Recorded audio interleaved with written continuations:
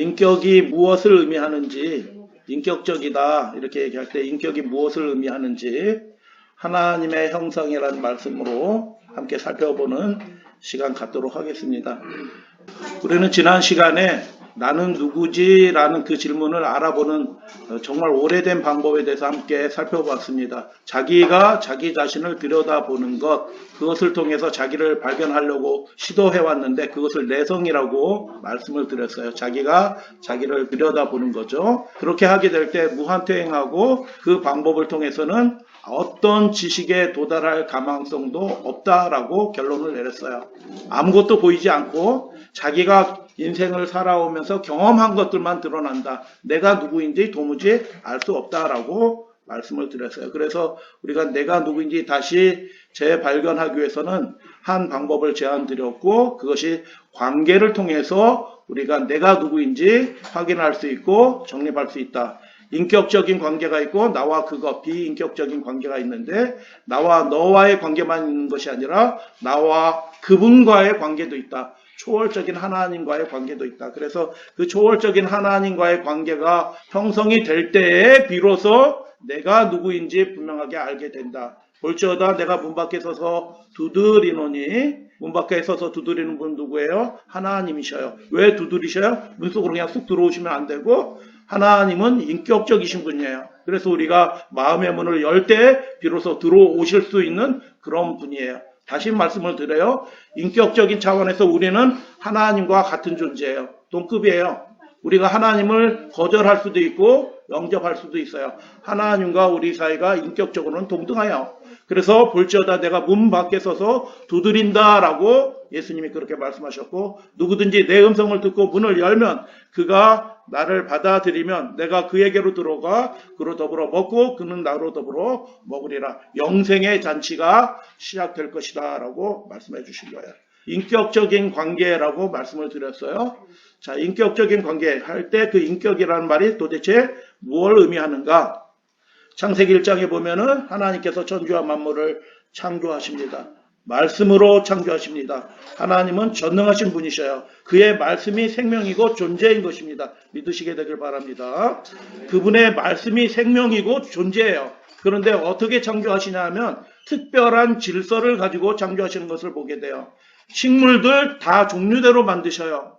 짐승들 그 다 종류대로 만들어요. 물고기들 종류대로 만들고 땅의 짐승들 가축들 다 종류대로 만드셨다라고 말씀하는데 사람을 창조하실 때 어떻게 창조하시냐면 하나님이 자기 형상대로 종류대로 만드시지 아니하시고 하나님 그 대권을 가지신 존귀하시고 전능하신 분의 자기 형상 자기 형상대로 사람을 창조하셨다라고 그렇게 말씀하시는 거예요.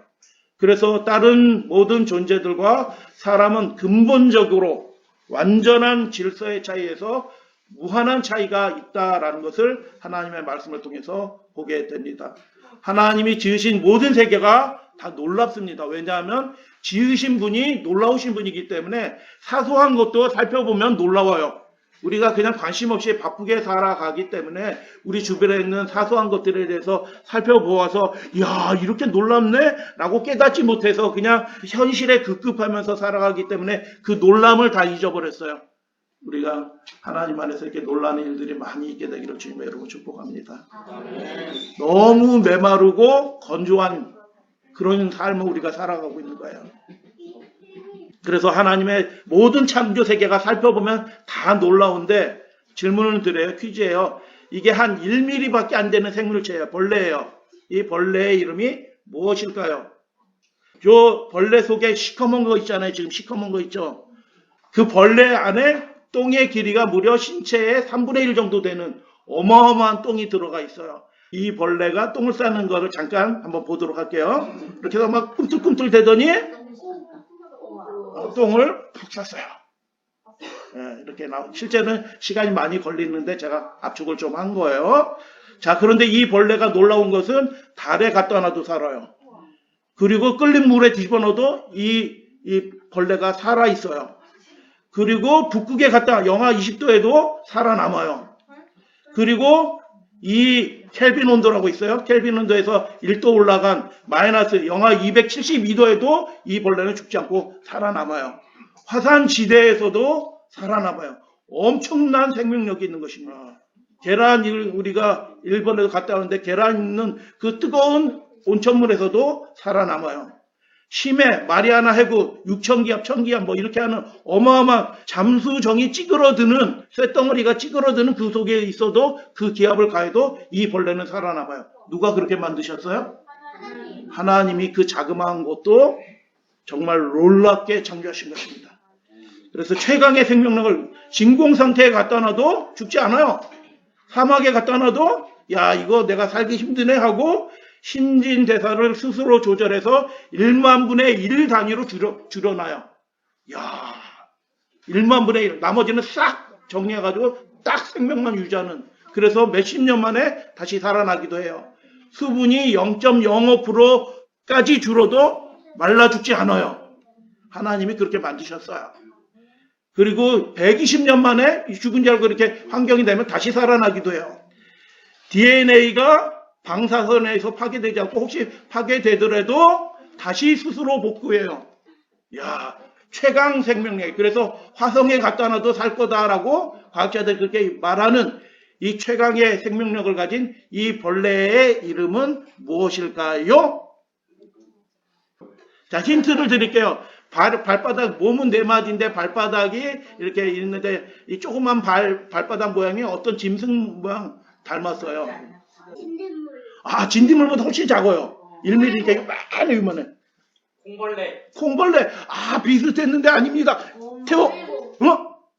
오! 형이 알려줬어. 물곰이라고도 하고 곰벌레라고도 하는 이 발바닥 모임이 곰발바닥이에요. 그래서 그렇게 생겼습니다. 여러분 좀 놀랍지 않나요? 여러분 하나님이 지으신 세계가 실제로는 살펴보면 다 경이로운 거예요.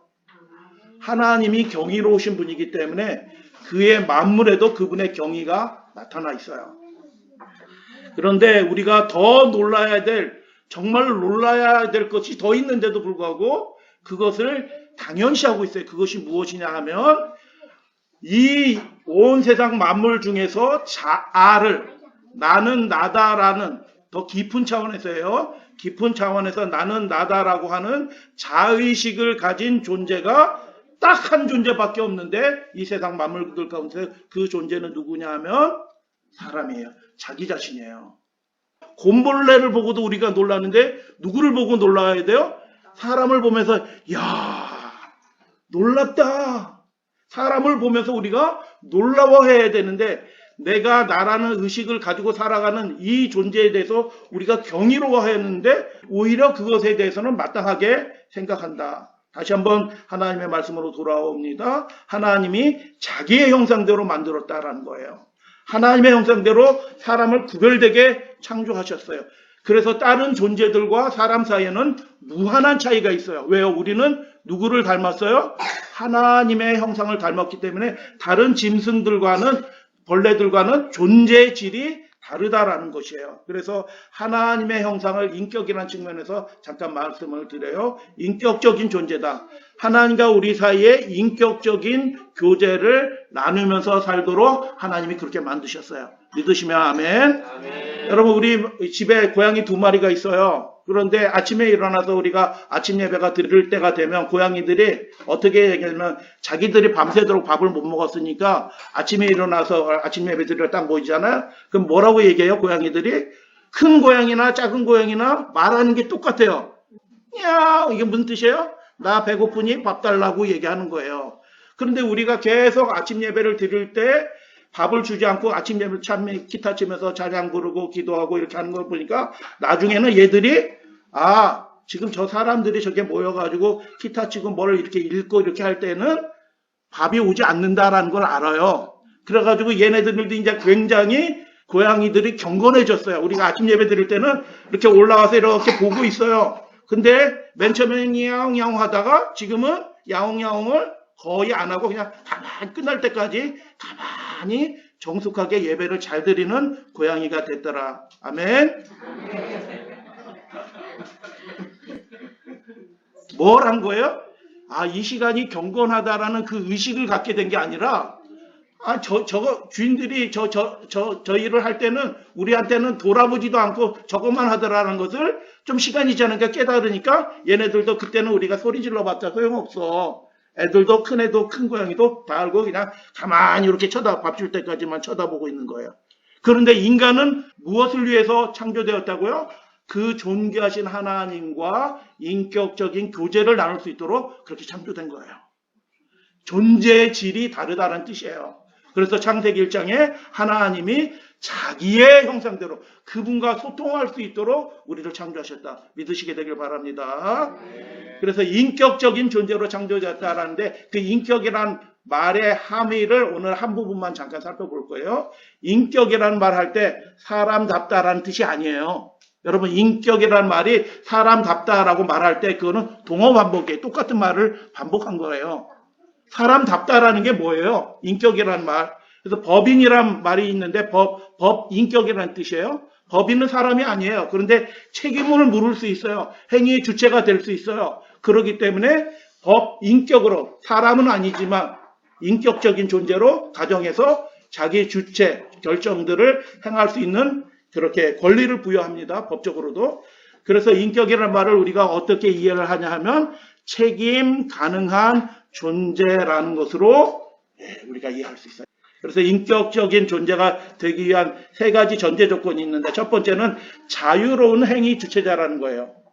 자유롭다라는 거예요. 두 번째는 내가 나라라는 이 행위를 하는 주체가 나라는 의식이 있어야지 그 사람이 책임지는 존재예요. 어떤 분들은 정신이 온전하지 않아서 무슨 일을 했는데 너 왜 이렇게 했어? 그러면 자기가 한 일인지 깨닫지 못하는 분들이 있어요. 금치산자라고 얘기해요. 그런 분들은 형법에 따라서 형벌의 대상이 아니라 치료의 대상이 되는 거예요.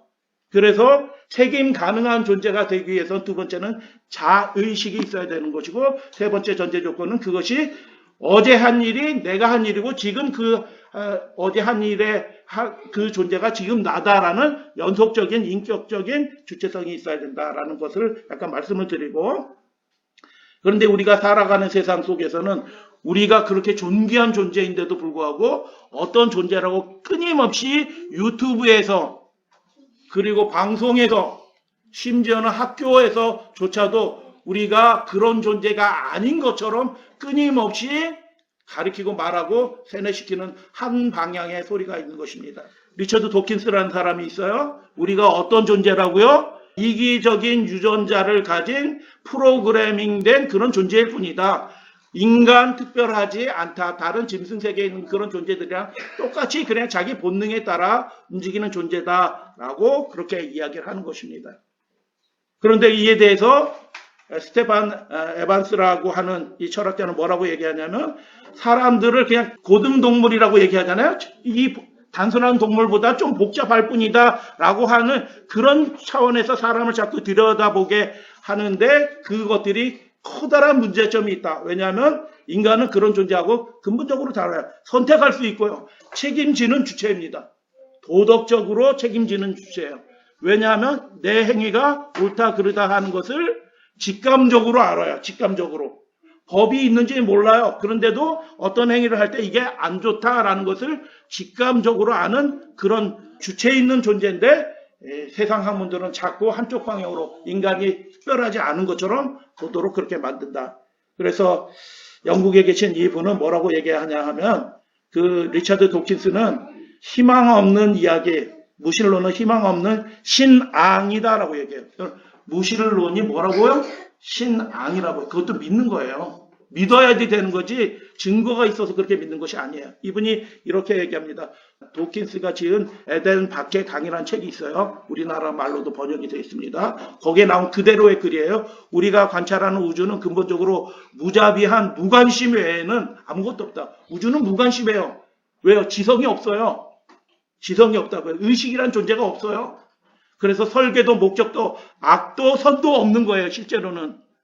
하나님이 되시지 않기 때문에 악한 것도 선한 것도 없어요. 이 도덕적인 악, 도덕적인 선 이런 거 없다는 거예요. 기대할 것도 없는 특징이 있다. 그럼 뭐가 있냐? 그냥 DNA만 존재만 있을 뿐이다 라고 그렇게 얘기한 것에 대해서 존 레넥스 이 박사는 이렇게 얘기합니다. 난 도덕적인 존재임을 깨닫는다. 내 마음은 정의를 외치며 울부짖는다. 무실론은 방정식에서 여러 가지 요소들이 있잖아요. 인격적인 요소. 나와 그것 뭐 등등의 관계가 있는데 무실론은 방정식에서 하나님을 제거함으로써 해결책을 제시하려고 하고 있지만 그렇게 함으로써 결과적으로 얻어진 것은 희망이 사라지는 것밖에 없다라는 것입니다. 하나님이 없다면 궁극적인 정의도 죽음 이후의 삶도 아무런 의미가 없고 그래서 무실론은 희망 없는 신앙이다라고 그렇게 얘기하는 것입니다. 그래서 여러분 요게 리스트가 쭉 있는데 여기 우리나라 사람도 한 사람 들어가 있어요. 인류 역사 가운데서 최악의 도살자들, 독재자들을 얼굴들이 쭉 이러는데 우리나라 사람도 있어요. 한 사람. 그런데 여러분 사람을 이렇게 마음대로 자기 이념을 위해서 자기 목적을 위해서 사람을 7,800 실제로 한 1억 명 죽인 거예요. 모택동. 스탈린 뭐 2,300만 3천만 명 죽였어요. 히틀러 한 2천만 명 죽였어요. 자기 목적을 위해서 사람을 이렇게 마음대로 죽여도 되나요? 모택동이 참새 잡는 거하고 사람 잡는 거하고 차이가 없어요. 그러면 이게 왜 안 되나요? 이렇게 하면 왜 안 되죠? 다시 한번 또 다른 질문 드려요. 사람이 책임 가능한 존재예요. 그러면은 자신의 행위에 대해서 책임을 져야 되는데 모택동이나 이런 독재자들이 자기 행위에 대해서 책임을 졌나요? 이 악인들이? 책임졌어요? 어떻게 해야지 책임지는 건가요? 심판이 돼야지 책임이 되는 거예요. 그래서 다시 한번 돌아와서 말씀을 드려요. 인간은 자유로운 행위자이고 자의식이고 그 인격적인 연속성을 가진 특별한 존재이다. 이 세상의 유일무이한 존재들 중에서 특별한 존재다라는 것이고요. 그래서 인간은 책임 가능한 존재예요. 그리고 자신의 행위가 어떤 의미를 가지고 있는지 알고 있다는 뜻이에요. 여러분 블레이즈 파스칼이라는 프랑스 수학자, 철학자인데 여러분이 많이 들어보신 얘기일 거예요. 사람은 갈대보다 약하다. 한 방울의 독으로도 간단하게 죽여버릴 수 있다. 그러나 인간은 생각하는 갈대다. 인간은 자기를 죽이는 어떤 존재보다 더 위대하다. 왜냐하면 그렇게 연약한 존재이지만 인간은 자기가 죽는다는 것을 자의식을 가지고 있어요. 안다라는 거예요.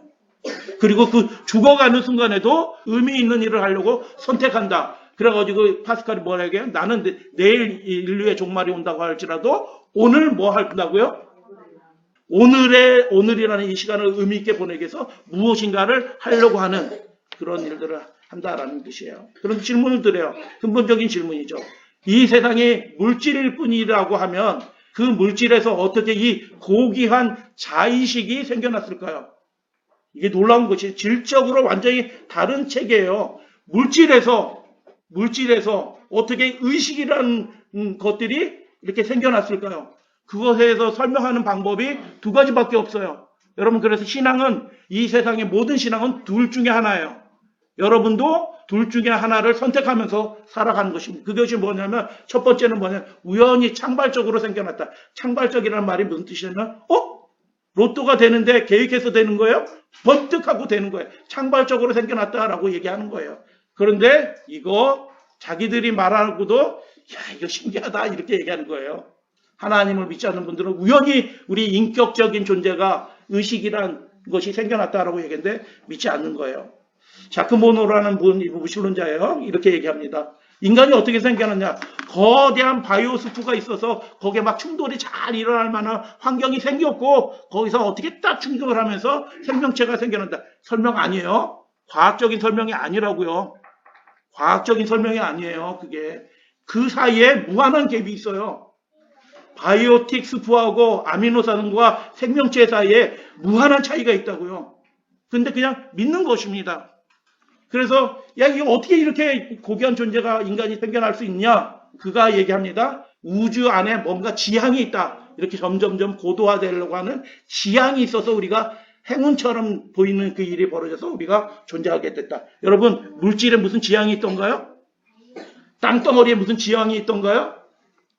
그렇지 않아요. 그래서 이 늪에서 벗어나야 되는데 우리가 어떻게 벗어나야 되는가? 미국의 기독교 철학자인 프란시스 셰퍼라는 분이 이렇게 얘기했어요. 비인격적인 기원은 우주의 형태도 설명하지 못하고 인간의 인격도 설명하지 못한다. 우리가 하는 활동의 삶의 의미에 그 기초를 제공하지 못한다. 이것들이 범신론으로 표현되어 있든 현대 과학의 용어로 표현되든 역시 설명할 수가 없다라는 거예요. 인간의 인간됨을 설명할 수가 없어요. 동양의 불교가, 제가 불교고등학교 나왔잖아요. 제가 대학원 때 불교 인간론에 대해서 논문도 썼어요.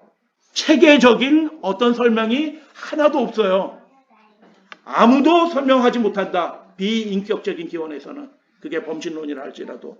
그래서 조지 와일드라는 이 생리화학자는 이렇게 이야기합니다. 400년 전에 햄릿을 저술한 셰익스피어라는 분자덩어리가 있었다. 이게 무슨 뜻이에요? 햄릿은 사람의 인격성, 이렇게 감정, 이것들이 드라마틱하게 되어 있는데 그것을 저술한 건 뭐라고요? 물질 덩어리라는 거예요. 극적으로 그렇게 얘기한 것입니다. 그래서 동물에게서 그렇게 수천 년이 지났는데 그러면 동물 중에서 어떤 동물들에게선 진리를 위해서 진리를 찾고 아름다움을 위해서 아름다움을 표현하고 의를 위해서 의를 추구하고 거룩함을 위해 거룩한 자를 숭배하라는 경향이 조금이라도 시작되는 것을 볼 수 없다. 전혀 불가능. 완전한 차이가 여전히 1mm도 줄어들지 않고 그 완벽한 간격은 이어지고 있다라는 것입니다. 저절로 그렇게 되어지지 않는다라는 뜻이에요. 세상 사람들은 논리적으로 신 개념을 생각해요. 무한하다라는 거예요. 무한한 간격이 있어요. 신이 있다면 무한한 존재겠지. 근데 성경의 하나님도 무한한 존재예요. 무한한 간격이 있어요. 그러나 성경의 하나님은 인격적인 하나님이에요. 인격적인 하나님 사이에 동물, 식물, 광물들은 하나님과의 존재의 질이 완전히 달라요. 그런데 인간은 인격적인 차원에서 무한 차원에서 그 밑에 있는 것이 아니라 어디에 있냐 하면 인간은 하나님과 동등된 위치에 있는 거예요. 그게 성경이 말하는 인간의 존엄함, 특별함인 것입니다. 믿으시게 되길 바랍니다. 성경만이 하나님의 말씀이 인간이 하나님 자기의 형상대로 하나님의 형상대로 지음을 받은 존귀한 인격적인 관계, 하나님과 동등된 인격적인 차원에서 동등된 존재라고 말하는 유일한 신앙이에요. 그래서 우리가 인격적으로 살 이유가 있는 것입니다. 그래서 인격적인 말이 하나로 우리가 설명을 드렸어요. 책임 가능한 존재라는 거예요. 증거가 있나요? 성경 말씀 보십시다. 하나님의 자기 형상 곧 하나님의 형상대로 사람을 창조하시되 남자와 여자를 창조하시고 뭐라고 말씀하셔요? 하나님이 니네 잘 살아라 이렇게 말씀하지 않고 뭐라고 말씀하셔요? 그들이 인격적인 존재, 책임 가능한 존재, 자유한 존재, 도덕적인 존재로 창조되었기 때문에 하나님이 명령하셔요.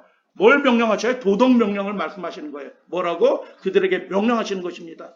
생육하고 번성하라는 것은 다른 존재에도 있지만 사람에게만 도덕 명령을 주시는데 뭐라고 말씀하시냐면 동산 나무의 중앙에 있는 그 실과를 먹지 말라라고 명령하시고 먹는 날에는 정령 죽으리라는 뭐예요? 책임지는 존재로 만드신 거예요. 자기의 행위에 대해서 그가 책임지는 존재로 창조되었다라고 하나님이 그렇게 말씀하셔요. 그래서 성경은 처음부터 끝까지 논의 가능한 완벽한 체계로 되어 있어요. 불교하고 달라요. 여러분 불경 읽어보시면 아시겠지만 불교하고 완전히 달라요. 하나님은 인간을 어떻게 만드셨다고요? 존귀한 존재로 만드셨어요. 어떻게 존귀한 존재로 만드셨어요? 책임 가능한 존재로 만들었어요. 여러분 그래서 우리가 하나님 앞에서 심판받습니다. 하나님 앞에서 심판받아요. 그 심판받는다는 얘기가 뭐예요?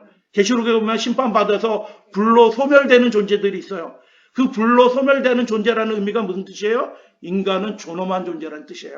심판 가능한 존재라는 그런 의미예요. 그래서 하나님도 인간을 책임지셨다 말씀을 드렸어요. 나무에 달린 하나님의 모습이 잃어버린 인간을 책임지시는 하나님의 모습으로 나타나는 것입니다. 십자가에 달리신 하나님이 말씀하시는 것이 무엇입니까? 인간은 연약해졌습니다. 그러나 여전히 자신의 운명을 선택할 뭐가 있다? 자유가 있다는 것입니다. 우리가 하나님을 선택하시면 그 하나님으로 인해서 다시 완전한 생명을 회복하게 될 수 있을 것이다 라고 약속해 줄 것입니다. 믿으시게 되길 바랍니다. 그래서 여전히 인간이 많이 망가졌지만 여전히 인간은 그럼에도 불구하고 하나님의 형상이에요. 많이 망가졌지만 잃어버려지지 않았어요.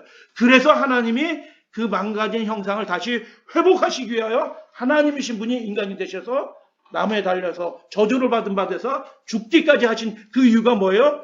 역시 많이 망가졌지만 여전히 하나님께 가치 있는 존재이기 때문에 회복시키기 위해서 그렇게 하나님께서 하셨다.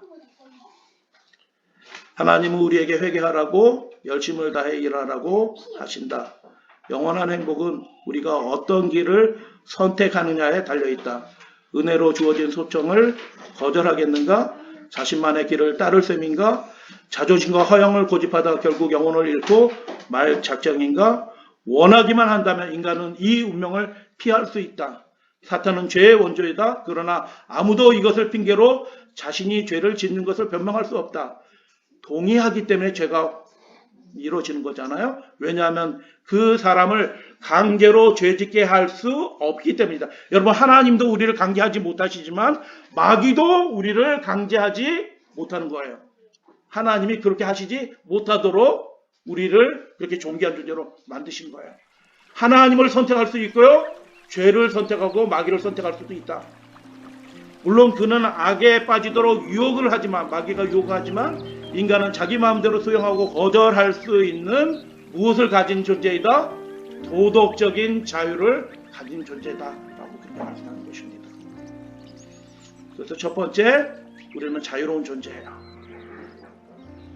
그런데 그 자유를 정말 복된 일로 선택하시는 여러분들 되시기를 주님의 이름으로 축복합니다. 책임 가능한 존재예요. 하나님이 우리를 심판하실 거예요. 우리를 심판하실 겁니다. 그 존귀한 존재에 걸맞게 살았는지 심판하실 거예요. 우리에게 생명을 주신 분을 정말 기억하고 그렇게 살았는지 심판받는 인간은 정말 존귀한 인간인 것입니다. 세상엔 심판이 없어요. 죽으면 끝이에요. 그러니까 그렇게 못된 짓을 하는 거예요.